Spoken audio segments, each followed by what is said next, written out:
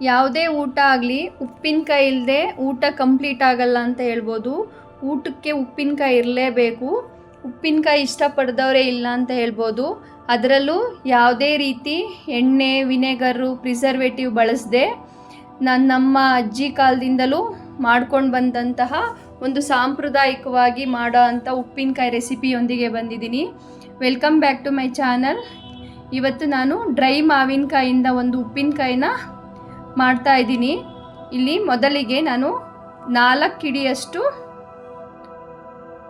Dry ಮಾವಿನಕಾಯಿ ಪೀಸಸ್ನ ತಗೊಳ್ತಾ ಇದ್ದೀನಿ. ಈ ಮಾವಿನಕಾಯಿ ಪೀಸ್ಗಳನ್ನ ನಾವು ಮಾವಿನಕಾಯಿ ಸೀಸನ್ ಇದ್ದಾಗ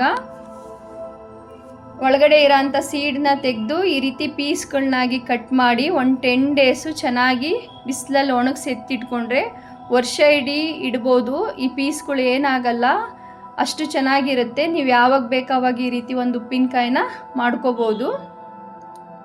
ಚೆನ್ನಾಗಿ ಬಿಸಿಲು ಕಾಲದಲ್ಲಿ ಮಾವಿನಕಾಯಿ ಸೀಸನ್ ಇದ್ದಾಗ ಈ ರೀತಿ ಒಣಗಿಸಿ ಎತ್ತಿಟ್ಕೊಳ್ತಾ ಇದ್ರು ನಮ್ಮಮ್ಮ ಅವರೆಲ್ಲ.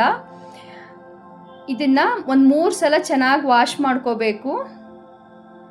ವಾಶ್ ಮಾಡಿ ನಾನಿಲ್ಲಿ 1 ಸ್ಪೂನ್ ಉಪ್ಪು ಹಾಕಿದ್ದೀನಿ. ಅದು ವಿಡಿಯೋದಲ್ಲಿ ರೆಕಾರ್ಡ್ ಆಗಿಲ್ಲ. ಒಂದು ಸ್ಪೂನಷ್ಟು ಕಲ್ಲುಪ್ಪು ಹಾಕಿ ಚೆನ್ನಾಗಿ ಈ ರೀತಿ 1 ಅವರ್ ನೆನೆಸ್ಕೋಬೇಕು. ನೀವು ನೋಡ್ತಿರ್ಬೋದು ಮಾವಿನಕಾಯಿ ಪೀಸ್ಗಳೆಲ್ಲ ನೆಂದು ಸಾಫ್ಟ್ ಆಗಿದೆ. ಈಗ ಇದನ್ನು ಈ ರೀತಿ ಸೋಸಿಬಿಡಬೇಕು. ಸೋಸಿ ಆ ಫಿಲ್ಟ್ರಲ್ಲೇ ಹಾಗೆ ಬಿಟ್ಬಿಡಿ. ಹಾಫ್ ಆನ್ ಅವರ್ 1 ಅವರ್ ಹಾಗೆ ಬಿಟ್ಬಿಡಿ. ನೀರೆಲ್ಲ ಚೆನ್ನಾಗಿ ಸೋರ್ಕೊಂಡು ಬಿಡಲಿ. ನೀರಿನಂಶ ಇರಬಾರ್ದು, ಅದಕ್ಕೋಸ್ಕರ ಈಗ ನೀರೆಲ್ಲ ಚೆನ್ನಾಗಿ ಸೋಸಿ ಅದು ಕರೆಕ್ಟ್ ಅದಕ್ಕೆ ರೆಡಿಯಾಗಿದೆ ಅಂದಾಗ ಅದನ್ನೊಂದು ಪಾತ್ರೆಗೆ ಹಾಕ್ಕೊಳ್ತಾ ಇದ್ದೀನಿ. ನಂತರ ಒಂದು ಪ್ಯಾನ್ಗೆ 1 ಸ್ಪೂನ್ ಸಾಸಿವೆ, 1/4 ಸ್ಪೂನಷ್ಟು ಮೆಂತ್ಯ, 1 ಸ್ಪೂನಷ್ಟು ಬ್ಲ್ಯಾಕ್ ಸೀಡನ್ನ ಹಾಕ್ಕೊಳ್ತಾ ಇದ್ದೀನಿ. ಏನು ಕಲ್ಲುಂಜಿ ಅಂತ ಹೇಳ್ತಿರಲ್ಲ, ಅದೇ ಬ್ಲ್ಯಾಕ್ ಸೀಡ್ ಅಂದರೆ. ಅದನ್ನು ಡ್ರೈಯಾಗಿ ರೋಸ್ಟ್ ಮಾಡ್ಕೋಬೇಕು. ನಂತರ ಇದಕ್ಕೆ ಒಣಮೆಣ್ಸಿನ್ಕಾಯಿ ಬೇಕು. ಖಾರದ ಗುಂಟೂರು ಒಣಮೆಣ್ಸಿನ್ಕಾಯಿ ತೊಗೊಳ್ತಾ ಇದ್ದೀನಿ. ಇದನ್ನು ಮೆಣಸಿನ್ಕಾಯಿ ಉರಿಯೋದೆಲ್ಲ ಏನು ಬೇಡ, ಕಲ್ಲರ್ಗೋಸ್ಕರ 1 ಹಿಡಿಯಷ್ಟು ಬ್ಯಾಡಗಿ ಮೆಣಸಿನ್ಕಾಯಿನೂ ಕೂಡ ತೊಗೊಳ್ತಾ ಇದ್ದೀನಿ. ಏನೀಗ 4 ಹಿಡಿಯಷ್ಟು ಡ್ರೈ ಮಾವಿನಕಾಯಿ ಪೀಸ್ ತೊಗೊಂಡಿದ್ದೀವಿ. ಅದಕ್ಕೆ ಇಲ್ಲಿ ನಾನು 3 ಹಿಡಿಯಷ್ಟು ಒಣ ಮೆಣಸಿನ್ಕಾಯಿನ ತೊಗೊಳ್ತಾ ಇದ್ದೀನಿ. ಅದರಲ್ಲಿ 2 ಹಿಡಿಯಷ್ಟು ಗುಂಟೂರು ಮೆಣಸಿನ್ಕಾಯಿ, 1 ಹಿಡಿಯಷ್ಟು ಬ್ಯಾಡಗಿ ಮೆಣಸಿನ್ಕಾಯಿ, ಹುರಿದಿಟ್ಕೊಂಡಂತಹ ಸಾಸಿವೆ, ಮೆಂತ್ಯ ಎಲ್ಲ ಹಾಕಿ ಫಸ್ಟು ಡ್ರೈಯಾಗಿ ಈ ರೀತಿ ಪುಡಿ ಮಾಡ್ಕೊಳ್ಳಿ. ಖಾರದ ಪುಡಿ ಆಲ್ಮೋಸ್ಟು ಒಂದು 80% ಪುಡಿ ಆಗಿಬಿಡಬೇಕು. ನಂತರ ಒಂದು 1/2 ಸ್ಪೂನಷ್ಟು ಅರಿಶಿನ, ಬಿಡಿಸಿರೋ ಅಂಥ ಬೆಳ್ಳುಳ್ಳಿ ಬೇಕು ಇದಕ್ಕೆ ಚೆನ್ನಾಗಿ. ಈಗ ಒಳ ಹಿಡಿಯಷ್ಟು 3 ಹಿಡಿಯಷ್ಟು ಬೆಳ್ಳುಳ್ಳಿನ ಹಾಕ್ಕೊಳ್ತಾ ಇದ್ದೀನಿ. ಆಲ್ಮೋಸ್ಟು ಇಷ್ಟು ಮಾವಿನಕಾಯಿ ಮಾಡೋಕ್ಕೆ ಒಂದು 1/4 kg ಬೆಳ್ಳುಳ್ಳಿ ಬೇಕಾಗುತ್ತೆ ಅಂತ ಹೇಳ್ಬೋದು. ನಂತರ ಒಳ ಹಿಡಿಯಷ್ಟು 3 ಒಳ ಹಿಡಿ ಉಪ್ಪನ್ನ ಹಾಕ್ಕೊಳ್ತಾ ಇದ್ದೀನಿ. ನಿಮ್ಗೆ ಅಳತೆಗೋಸ್ಕರ ನಾನು ಈ ರೀತಿ ತೋರಿಸ್ತಾ ಇರೋದು. ಫುಲ್ ಹಿಡಿನಲ್ಲಿ ನಾವು 4 ಹಿಡಿ ಡ್ರೈ ಮಾವಿನಕಾಯಿ ತಗೊಂಡ್ರೆ ಉಪ್ಪು, ಬೆಳ್ಳುಳ್ಳಿ, ಮೆಣಸಿನ್ಕಾಯಿ ಫುಲ್ಲು ಅವು 3 ಹಿಡಿ ಇರಬೇಕು. ಆ ಅಳತೆನಲ್ಲಿ ತೊಗೊಳ್ಳಿ. ಫಸ್ಟು ನೀರು ಹಾಕಬೇಡಿ. ಈ ರೀತಿ ಡ್ರೈಯಾಗಿ ಫಸ್ಟ್ ಗ್ರೈಂಡ್ ಮಾಡಿ ಚೆನ್ನಾಗಿ ಮಿಕ್ಸ್ ಮಾಡ್ಕೊಳ್ಳಿ. ಬೆಳ್ಳುಳ್ಳಿ, ಆ ಮೆಣಸಿನ ಪುಡಿ ಮತ್ತು ಉಪ್ಪು ಎಲ್ಲ ಮಿಕ್ಸ್ ಆಗಬೇಕು. ನಂತರ ಇಲ್ಲಿ 1 ಗ್ಲಾಸ್ ಅಷ್ಟೇ ನೀರು ಸಾಕಾಗುತ್ತೆ ಇದಕ್ಕೆ. ಫುಲ್ ಹಾಕ್ಕೋಬೇಡಿ. ಫಸ್ಟ್ ಒಂದು ಅರ್ಧ ಗ್ಲಾಸ್ ಹಾಕಿ ಮಿಕ್ಸ್ ಮಾಡಿ ಗ್ರೈಂಡ್ ಮಾಡ್ಕೊಂಡು ನೋಡಿ. ತುಂಬ ನೀರು ಬಳಸಬಾರ್ದು ಇದಕ್ಕೆ. ಈ ಖಾರ ಗ್ರೈಂಡ್ ಮಾಡೋಕ್ಕೆ ಎಷ್ಟು ನೀರು ಬೇಕೋ ಅಷ್ಟೇ ಬಳಸಿರೋದಿಲ್ಲಿ. ಉಪ್ಪಿನಕಾಯಿನ ಖಾರ ರುಬ್ತೀವಲ್ಲ, ರುಬ್ದಾಗ್ಲೇ ಆ ಫ್ಲೇವರ್ ನೋಡಬೇಕು. ಬೆಳ್ಳುಳ್ಳಿ, ಒಣಮೆಣ್ಸಿನ್ಕಾಯಿ ಹಾಕಿರೋ ಅಂಥ ಸಾಸಿವೆ, ಕಲ್ಲುಂಜಿ ಫ್ಲೇವರ್ ಮನೆಯೆಲ್ಲ ಗಮ್ಮಂತ ಇರುತ್ತೆ ಅಂತ ಹೇಳ್ಬೋದು. ನಂತರ ಆ ಮಾವಿನಕಾಯಿ ಪೀಸ್ಗೆ ಈ ಖಾರನ ಹಾಕಿ ಮಿಕ್ಸ್ ಮಾಡಿದಾಗ ಮಾವಿನಕಾಯಿ ಫುಲ್ಲು ಖಾರದೊಂದಿಗೆ ಚೆನ್ನಾಗಿ ಮಿಕ್ಸ್ ಆಗಬೇಕು. ಮತ್ತು ಮಾವಿನಕಾಯಿನ ಪೀಸ್ಗಿಂತ ಖಾರ ಜಾಸ್ತಿ ಇದೆ ಅನ್ನಂಗಿರಬೇಕು. ಆವಾಗನೇ ಉಪ್ಪಿನಕಾಯಿ ಚೆನ್ನಾಗಿರೋದು, ಚೆನ್ನಾಗಿ ಟೇಸ್ಟ್ ಕೊಡೋದು.